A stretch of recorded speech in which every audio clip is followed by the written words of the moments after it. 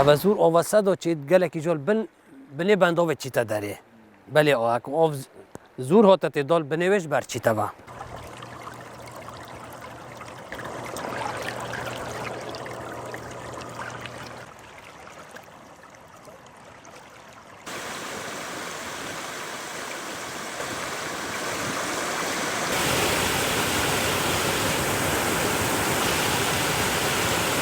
گوندی خاردسه یا بندوای هات یا چیکرن و بری تقریبا 3 ساله که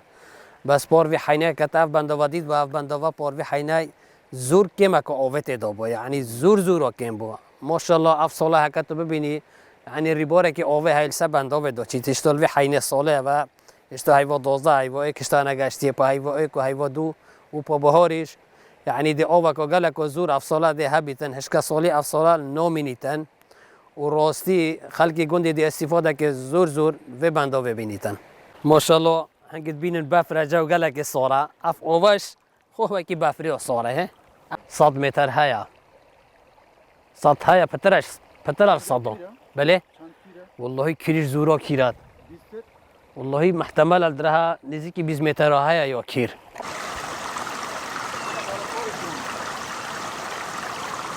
خود اول چند روز که اول بفری و صدا چوی یعنی واد 3-4 روز که اف بندوه یا صدا چوی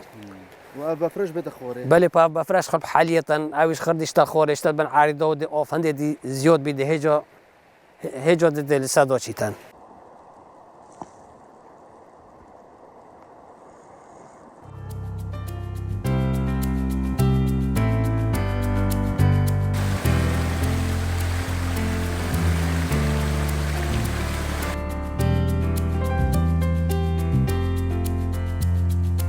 فبس بو فلاحتیه بس بو برنج و کنجی و بیستان و تشتی و حیوانی ولی طبعا هم حس کن اف بندوال هرما کردستان همه گندید کردستان اف بندوا بین چیکرنه شینا بیرک بیت لیدان البگندی اف بندوا بین چیکرنه دا اف اوبسر عردی خسارت نشیتن دا عالم استفاده و اوه ببینیتن و بو هاوینه استفاده لکن و گویا تجی اوف بی اوه کمنو بیت و چو هاوینه کم ببیتن خلق گندی ده هاوینه استفاده که باش و اوه ببینید پس و بندوه خرده بیتا برنج خرده بیتا کنجی یعنی منفعته که گله که باش خلق گندی دل و بندوه بینیتن افساله ده برنج زورتر بید یا ده کمتر بید؟ نه ولی زورتر بید آوا زور بید ده برنجی زورتر بیدن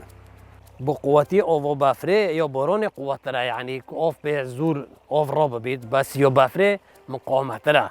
یا بفره چی تا خار زور آف یعنی مقامت کد زور و که بارانی نه یعنی که هگر بیتا عردی بچیتن والله ما سیته دابون بس بار هشک بون خر مردن؟ هره والله نخو ما سکو عجیب ته دابون